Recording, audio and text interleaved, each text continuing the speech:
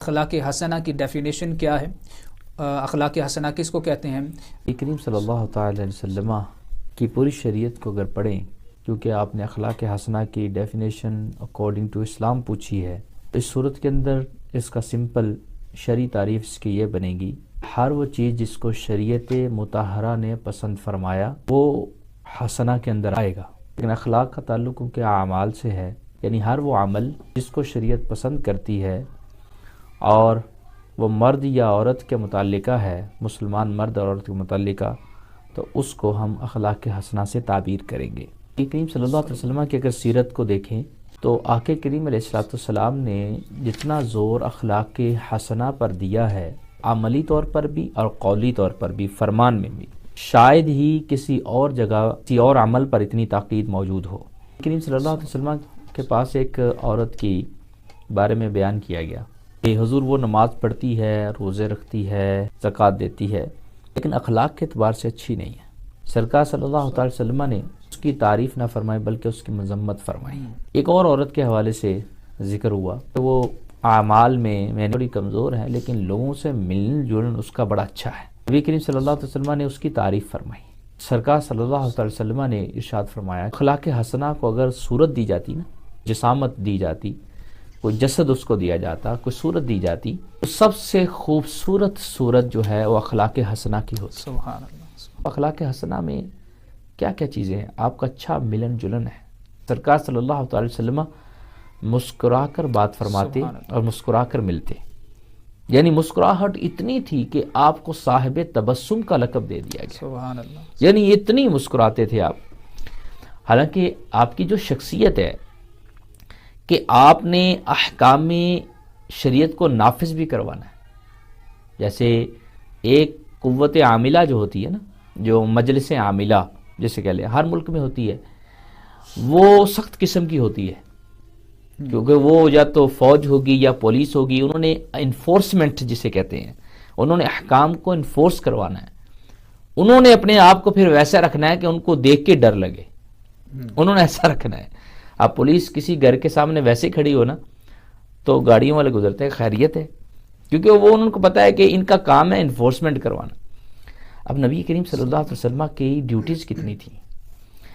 آپ نے قرآن پاک بطور وحی ریسیو بھی کرنا ہے، آپ نے قرآن پاک کے اخلاق کو پریکٹیکلی اپنے اوپر نافذ بھی کرنا ہے، اور آپ نے نافذ کروانا بھی ہے۔ لیکن اتنی ڈیوٹیز کے باوجود بھی سرکار صلی اللہ علیہ وسلم ایک چھوٹے سے بچے سے بھی بات فرماتے ہیں تو اس کو بھی اجنبیت محسوس نہیں ہوتی۔ سبحان اللہ۔ حضرت انس رضی اللہ تعالیٰ عنہ بیان کرتے ہیں کہ ارے میں 10 سال بارگاہ رسالت میں رہا صلی اللہ۔ اور کہیں باہر بھی نہیں رہے۔ مثلا مسجد میں ہوتا ہے نا، مسجد میں رہنا، صرف مسجد میں ہم جاتے ہیں، ہم بھی بن سنور کے جاتے ہیں، تھوڑا سا اگر کوئی بری عادت ہمارے اندر ہے بھی ہم مسجد سے نکال کے جاتے ہیں۔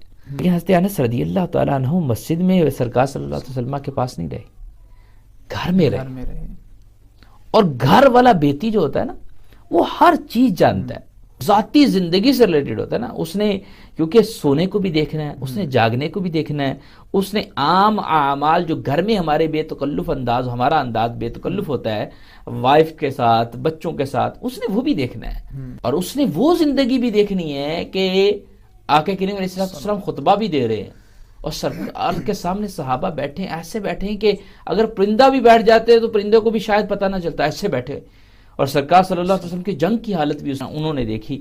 اب حضرت انس کہنے لگے میں 10 سال بارگاہ رسالت میں رہا، لیکن خدا کی قسم جیسا ان کو پایا ویسا کسی کو نہیں پایا۔ سبحان اللہ۔ مفہوم بیان کر رہا ہوں۔ مجھے جب کھانا لینے یا کوئی چیز سودا سلف لینے کے لیے امہات المومنین میں سے کوئی بھیج دیتا، میں لاتا، میں کہیں کھیلنے لگ پڑتا، بچہ تھے نا، لیٹ ہو جاتا، سرکار صلی اللہ علیہ وسلم نے نہ مجھے یہ کہا کہ کہاں وقت گزارا، کدھر سے آئے ہو، نہ کبھی پیشانی پہ بل ہوتا ہے نا یار لیٹ، بس بہت ہی بڑا اخلاق حسنہ کا پیکر ہونا، ہم میں سے مثال دے رہا ہوں، وہ ایٹ لیسٹ ایسی جگہوں پر ماتھے پہ بل تو لاتا ہے، لیکن حضرت انس کہہ رہے ہیں کہ میں نے ماتھے پہ بل بھی نہیں دیکھا کبھی۔ ایسی اخلاق حسنہ کی تصویر تھے میرے آقا کریم علیہ السلام۔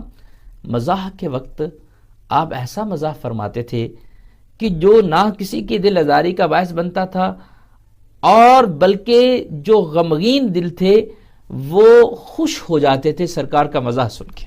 آقا کریم علیہ السلام ایک صحابی کو ذل اذنین، دو کانوں والا، اب کون دو کانوں والا نہیں ہے، لیکن وہ اس انداز سے فرمایا میرے آقا کریم علیہ السلام نے کہ وہ ایک مزاح کے طور پر، تو اس میں یعنی کہ لوگوں کو خوشی حاصل ہوئی۔ ایک عورت نے نبی کریم صلی اللہ تعالی علیہ وسلم سے جب کہا کہ وہ بوڑھی تھی، وہ جنت میں جانے کے بارے میں سوال کیا نا، تو میرے آقا نے فرمایا کہ کوئی بوڑھی جنت میں داخل نہیں ہوگی۔ وہ اب غمگین ہو گئی کہ بوڑھی، میں تو بوڑھی ہوں۔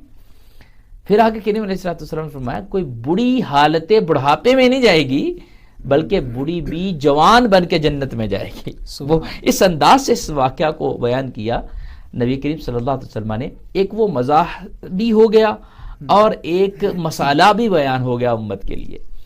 یعنی میرے آقا کریم علیہ السلام کی اگر سیرت کو ہم فالو کریں اور آپ کی سیرت کو پڑھیں تو ہماری جو زندگی ہے یہ جنت کی تصویر بن جائے گی، اور گھر میں بھی ہم بہت اچھے ہو جائیں گے۔ وہ کہتے ہیں ہر دل عزیز شخصیت، لکھا جاتا ہے عموماً، یہ یار ہر دل عزیز تھا۔ ہر دل عزیز کا مطلب کیا ہے؟ مطلب کہ ہر بندے کو اس سے ضرر نہیں پہنچا۔ کم از کم ہر دل عزیز شخصیت کی فرسٹ ڈیفینیشن یہ ہے کہ یہ مضر نہیں تھا کسی کے لیے، یہ مفید للناس تھا، یہ لوگوں کے لیے فائدہ مند تھا۔ کسی کے ساتھ چل پڑا اس کے مسئلے کو حل کرنے کے لیے، یا کسی کے لیے اس نے بیچارے نے دعا کر دی، یا کسی کے غم میں شریک ہو گیا۔ ہمارے انگلینڈ میں تو اتنا ٹائم بھی لوگوں کے پاس نہیں ہوتا وہ صرف آپ کے غم کی سٹوری سن سکیں، بالکل وہ آپ کو کمپنی نہیں دے سکتی۔ کیوں؟ وہ کہتے ہیں یہ کام یار ہمارا تھوڑا اتنی فاسٹ لائف ہے، یہ کسی کنسلٹنٹ کو ہائر کرے اور اس کو جا کے غم کی سٹوری سنائے۔ یعنی کہ غم سننا جس سے آدھا غم ہلکا ہو جاتا ہے بندے کا، اس کا بھی ہمارے پاس ٹائم نہیں۔ پھر ہم اخلاق حسنہ کی مثالیں دیتے ہیں نبی کریم صلی اللہ علیہ وسلم کی، اور ہم مسلمان کہلاتے ہیں، پھر وہ چیز نہیں پائی، یعنی پریکٹیکلی ہم پڑھتے ضرور ہیں سرکار کی سیرت کو، ہم اپنے اوپر نافذ نہیں کر پا رہے۔ جب کریں گے حقیقی دل کا سکون ہمیں میسر تب ہوگا۔